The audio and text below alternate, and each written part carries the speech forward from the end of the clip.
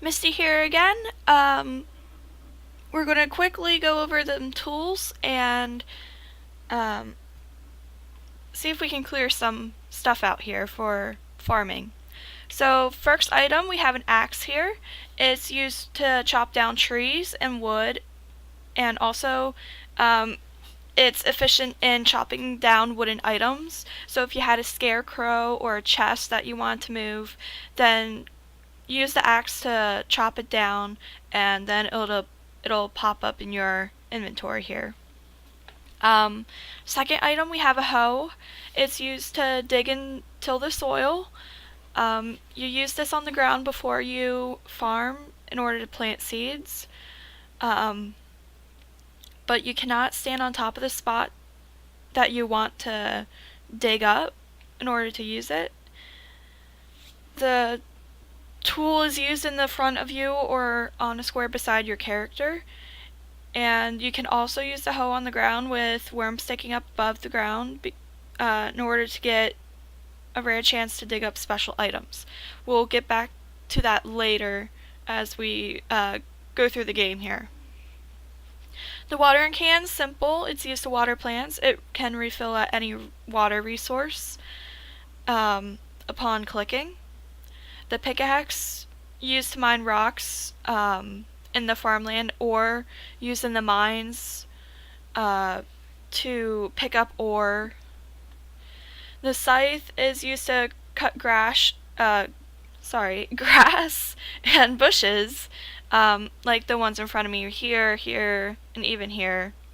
But once you build a silo, you'll be able to convert this grass into hay, which then can be stored in a silo. So those are the quick tools. Tools can easily be upgraded at the blacksmith shop for a cost of gold, as well as proper resources such as copper and iron. You should some quick tips that I follow for you guys here. Don't be afraid to use guides or the wiki. The more you understand, the better. I'm not the best teacher, obviously. Create mental goals for yourself on a daily, weekly, and seasonally basis, but don't get frustrated if something will not go your way, because some of this can be a little RNG in a sense, or just a lot of pre-planning. Prioritize. Don't forget to prioritize. Is something more important than this? Is it really important than that? Make sure to keep your land tidy and clean. So we're going to be having to get rid of this all here. Don't keep a small place for your crops. So be sure to keep on expanding, because things will regrow. And rely on the farming early game, but later expand towards other skill branches. This is simple. It's spring. As winter comes along, you can explore more of those other aspects to the game, such as mining and fishing. But if you have any downtime, aside from farming and socializing, definitely go check out the mine or definitely go fishing or something. And don't. This is the one I struggle with. Don't forget to sleep. Don't forget to sleep, because once it reaches past 12, that'll drop your energy bar significantly the next day. And if you stay up past 150, it'll actually make you pass out, which is really bad. Also, don't forget to watch your energy bar to the right corner here, because once that runs down past the warning and pretty much at 0 energy, your character will collapse and will have to pay a fine of gold based on your held gold. So if I had like 500, it'll take maybe 100 or so, but if I only had like 11, it'll only take 1. If that's understandable there. So here, we'll go to the bulletin board quick. So to the east of your town, you'll see this little area. And oh, you'll see to the right is Pelican Town, which is the town square basically in Stardew Valley. With the bulletin board here, it is located right here with this question mark. There's a calendar which shows the full season and also the year number you're on. It's listed days 1 through 28 here, and they are marked with special events that will occur during festivals or dances, like right here, which is the Egg Festival in spring, and the Flower Dance also in spring, as well as birthdays. So if you want to give a gift to a citizen on their birthday, it'll increase their affinity with you. Now what's not here and not noticeable, well, right here, this is the help wanted sign. It's the basically the task board that citizens can give you side quests, so you call them, in order to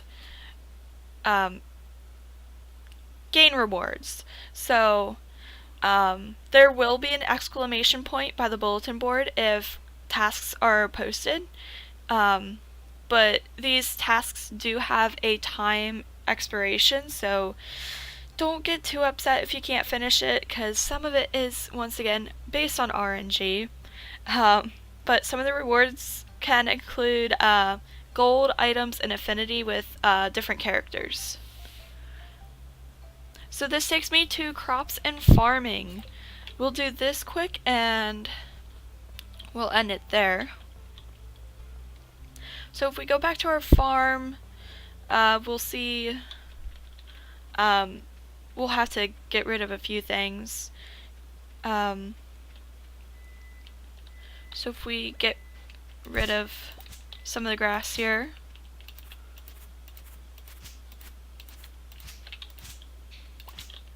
get rid of some of the rocks, and you'll want to expand this later on just so it's not overcrowded and overwhelming for you. But as of right now, I'm just going to test this out for you guys. So using the hoe, you simply left click, and then you'll have this dug up spot here.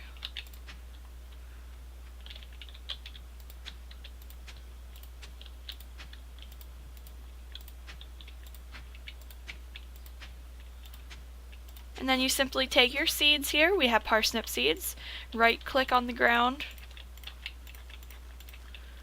and then you'll be planting your seeds. And then use your watering can to water them every day, don't forget.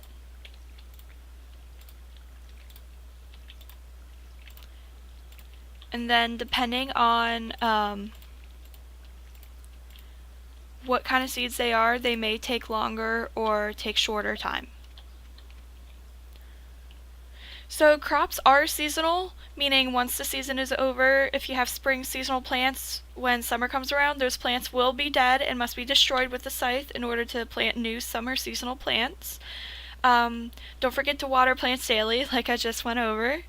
They will not grow, and that will make the date later for that. No crops can be grown during the winter, so prepare to rely heavily on crops during the spring through autumn seasons, but focus on another skill during the winter, such as fishing or mining. The rundown of this is weather. By listening to the news/weather channel on the television, I'll show you this quick.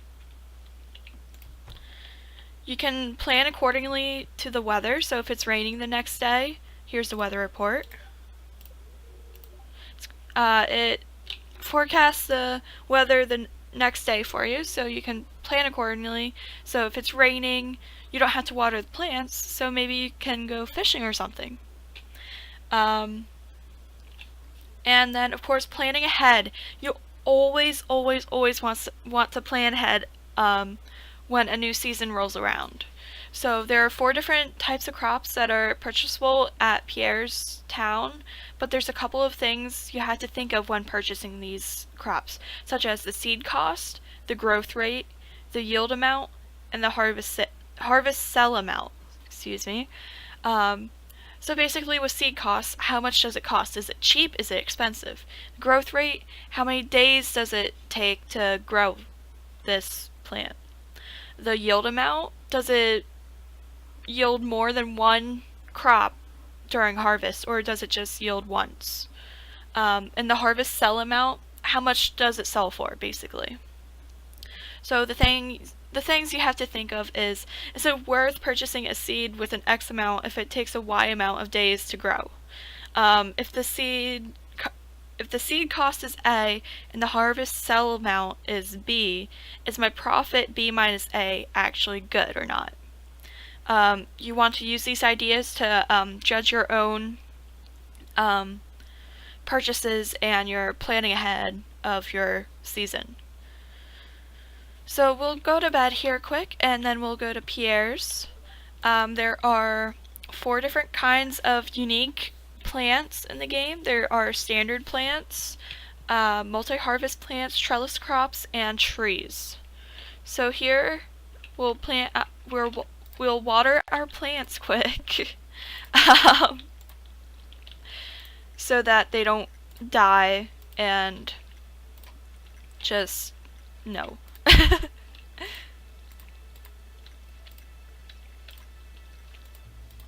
Whoops. Gotta get that little guy too. So over time, once you upgrade your farming skill level, you will have more craftables available, such as sprinklers, which can water certain spaces of crops depending on the level of the sprinkler, and it keeps your energy higher from not having to water every single crop. Kegs are used to turn fruits and vegetables into beverages in order to increase the product value. Now, only one product can be used per keg at a time, and the process takes a couple of days to complete before it can be harvested and sold. And I'll show you that in the future. The preserves jar pickles vegetables and turns fruits into jams in order to increase the product value as well. Fertilizers can be used, such as the quality fertilizer, which improves the soil quality and increases the chance to grow quality crops. Our quality retaining soil gives the crop a good chance of staying watered overnight, and our deluxe speed grow guarantees the increased growth rate of at least 25%, but it does not reduce the time between harvests for multi-harvest crops. So if we go here, oh, it's still locked. We'll go over some tips and tricks quick. When crops are harvested, a crop may or may not present a star. This star may be silver or gold, representing the quality of the item. If the item is of higher quality, the item will be sold for a greater amount of gold. So definitely try to get those quality crops going. So this is Pierre's. This is where we usually buy our seeds at. You can go to the Joja Mart if you want, but they're expensive and no, just don't. So as I was saying earlier, there are 4 different types of crops.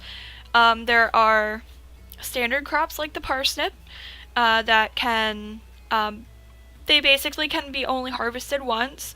So when these kinds of crops are harvested, you must purchase more seeds to plant. Some plants in this breed will have a higher yield amount, such as potatoes here, but you will have to then replace those plants with new seeds. Oh my god.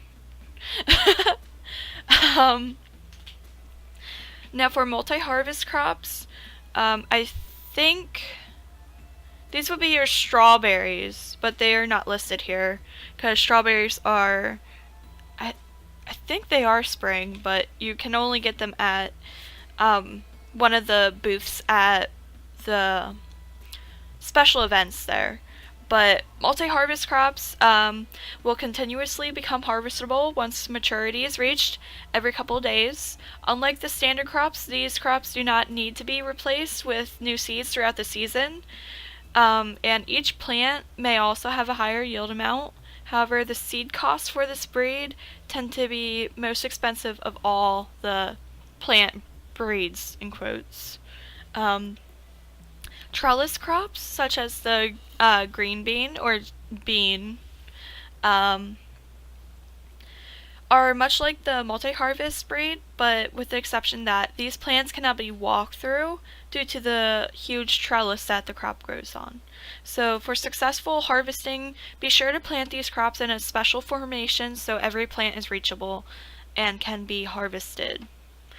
And then we have trees, which are the most expensive, obviously, if you look at the pomegranate and peach saplings. So trees, include a 28 one full season growth period in which fruit and produce will not be able to be harvested until the specified season rolls around. So if I had the peach sapling, it says bears fruit in the summer only. But you also have to be careful because an 8 tile radial square is required in order for the tree to grow. Definitely not the best item to get early on, but once you get a good income coming on, that'll definitely be something you need to look into. But if we go back to, if we exit to title and load up my year 3, I'll go over the craftables here.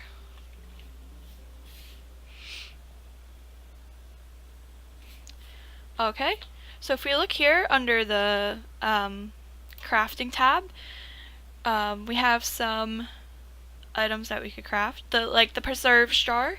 This is the one that turns vegetables into pickles and fruit into jam. What else do we have here? The keg.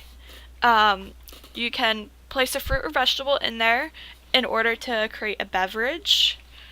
And we also have sprinklers here, which increase in quality. So while the basic sprinkler waters up to 4 adjacent tiles, the iridium sprinkler can water up to 24. So definitely something to invest in. And of course, we do have fertilizers you can buy or craft, like the quality fertilizer here, the retaining soil, and the speed grow here. And I think that's about it there. But definitely look into some of these craftables once you get higher level, because they definitely come in use for you. Alright, thank you guys for tuning in once again, and don't forget to subscribe. I will be trying to use my YouTube more often, but I cannot guarantee that. So, thanks for watching.